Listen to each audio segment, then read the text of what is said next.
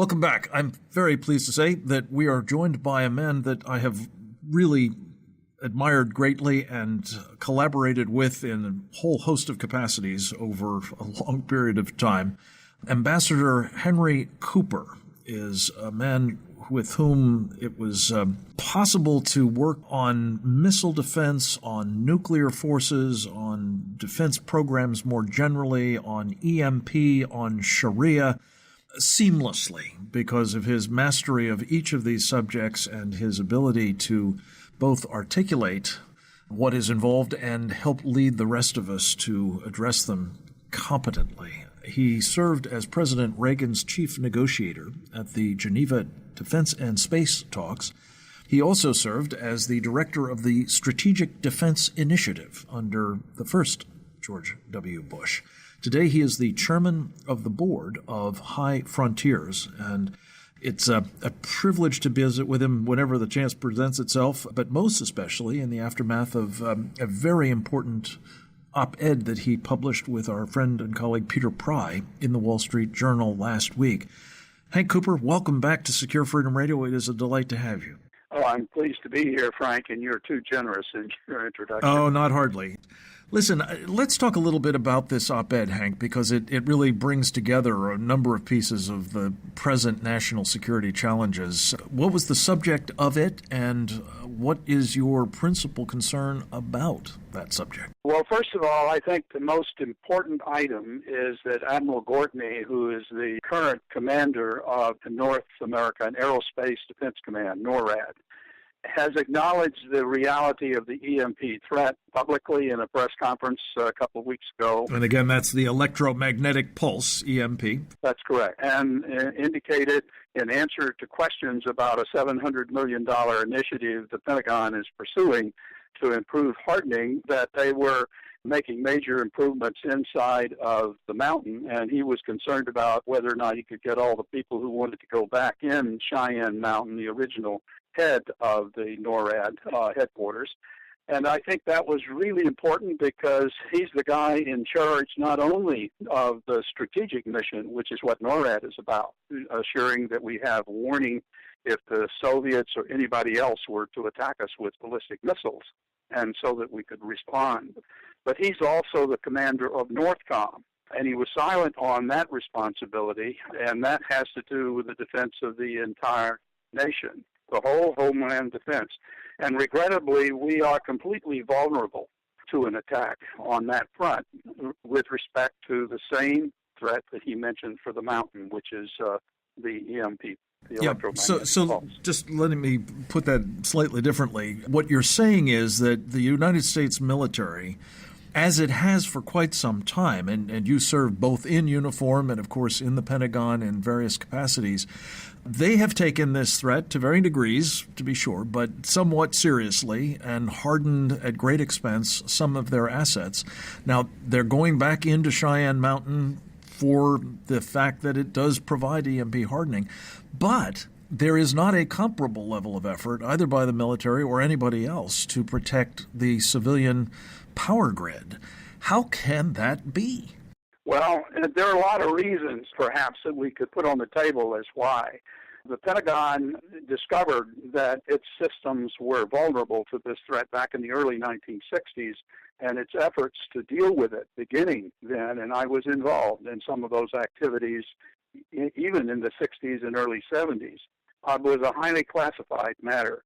And it remained that way up until about 8 years ago, 2008, when much of the information was made public by an EMP commission, an appointed group by the Congress, to look into these issues. And finally, after some 6 or 8 years, they were able to get the Pentagon to release a lot of that information. So there's a lot of ignorance on the nature of the threat simply because it was a classified matter. That's point one. Point two is that the Department of Defense is responsible and considers itself responsible for the military aspects. And the Department of Homeland Security is supposed to be the top dog when it comes to dealing with our homeland security. And that creates all sorts of bureaucratic problems and that aren't being dealt with. The Department of Homeland Security for example, doesn't even acknowledge EMP as a pressing threat, does not include it among You've the scenarios got to be that kidding. all of government's supposed to deal with. No, I'm not kidding. And Congress is trying to deal with that, but Congress is, in fact, constipated on the issue. We're in the fourth Congress now that where members have attempted to get legislation passed to regulate the electric grid aspects that are a problem now and could be fixed for not a lot of money. And they're being frustrated by others in the Congress. Yeah, but what is operating here at the core, isn't it, Ambassador Henry Cooper? The dead set opposition of the electric utilities, that industry, to the sorts of changes that would be required to protect assets. This seems all the more unbelievable to most of us because, after all, they own most of those assets. Some 85% of the grid is in the private sector's hands. What do you ascribe this peculiar resistance on the part of industry to EMP hardening of the grid? I can't explain it. I mean, because they're human beings in industry who understand this is a problem. And even among the leaders, I think there are growing awareness of the nature of the problem, and I'm hoping for change. I don't believe it's the money issue. Some people like to point at the money and the uncertainty in making cost estimates. But if you consider what the implications are, and there's no dispute about this, if we lose the electric grid, then all of the things that we depend on in our just-in-time economy quit working. They don't work. And so we don't get water, we don't get food, we don't get banking, we don't get anything, transportation. And we're back to the 18th, 19th century mode of operation with many times the population and no internal agrarian society to support them. It. And what we'll have, it will make the normal aftermath of major hurricanes look like child's play. Yeah. Again, you've spent time in so many relevant and interesting and important capacities that I hardly know where to take this particular question. But let me just ask you, given your background specifically with respect to missile and other defense systems and protecting them against this electromagnetic pulse and other threats, as well as using active defenses to protect against the missiles by which one of these EMP attacks would be most efficiently launched against us. How serious do you believe is the threat today? Should Iran get nuclear weapons, which I'm afraid, thanks to the Senate, it looks as though they're almost certain to do with the connivance of President Obama? Well, I think we're very close to that. If they don't already have them, frankly. You know that Iran has always worked closely with North Korea. North Korea has them. They got the information from the Chinese and the Russians, and this has been a proliferation cacophony for many years, you know. So Iran certainly knows how to build them, and the only issue is the availability of materials. Here it was just last week, I believe, that the vice president said they within 2 to 3 months could have 8 weapons. I believe it was 8 nuclear weapons, and he's using that as an excuse to say this deal is good for us because we'll put it off for 10 years. If anybody believes that we can verify that agreement, I'll show them a bridge in New York that you can buy for $20.